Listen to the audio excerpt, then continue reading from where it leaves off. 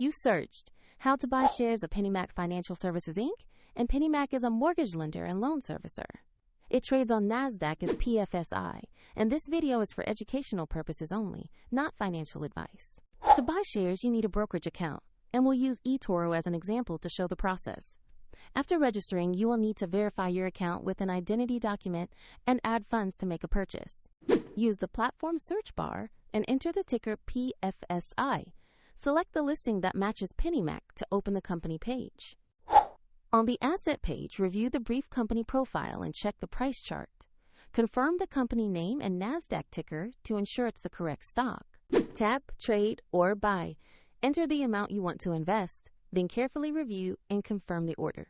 If the market is closed, the order may execute at the next session, and if funds are insufficient, the platform will prompt you to add money before confirming. After confirmation, the position will appear in your portfolio where you can monitor it.